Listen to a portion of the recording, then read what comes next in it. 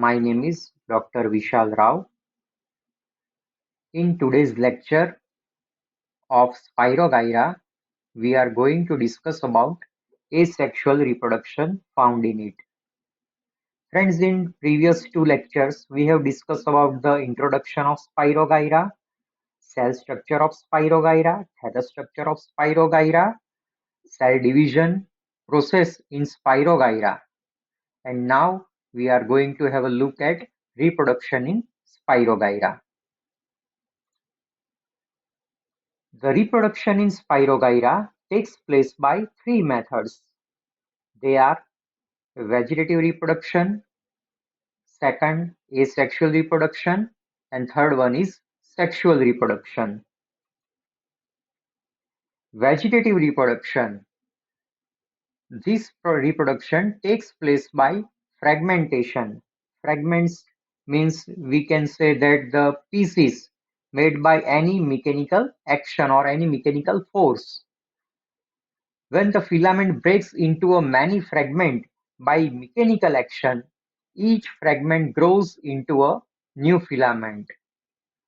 Let's have a look at this process in this video. You can observe that process.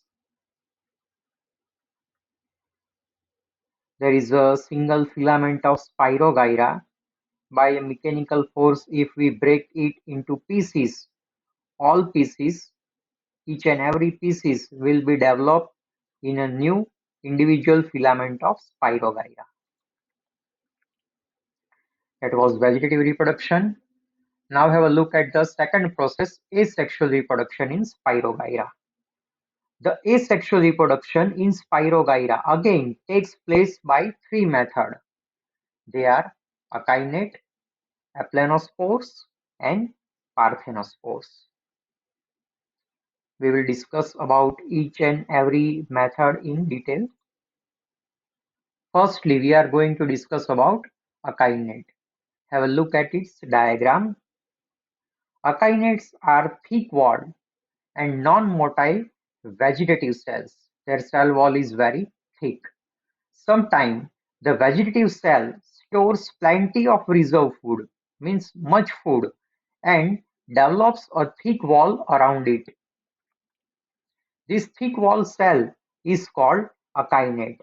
So in the given diagram, you can have a look at these three cells which are converted into akinnate. During favorable season, it germinates into a new filament. Each akinnate cell will germinate a new filament of Spirogyra. Have a look at the second method of asexual reproduction. That method is called a production of aplanospores. Aplanospores are thin-walled, non-motile, non-flagellate, and uninucleate cells. The cell of filament producing aplanospore is called aplanosporangium. Three aplanospores are shown in this color diagram. When favorable season comes, the aplanospore comes out of the aplanosporangium and it germinates into a new haploid gametophyte. Haploid gametophyte will be developed after the germination of aplanospores. And the third method, that is called parthenospores. You can also call it parthenogenesis, found in Spirogyra. Parthenospore is a rounded and resting spore. You can observe it in its diagram. It is formed from the gametes due to the failure of fusion during conjugation. If male gamete and female gamete are produced in Spirogyra, but if they can't fuse, then that gamete will be converted into a zygospore. It germinates into a new filament. In the next lecture, we are going to discuss about sexual reproduction in Spirogyra. Thank you.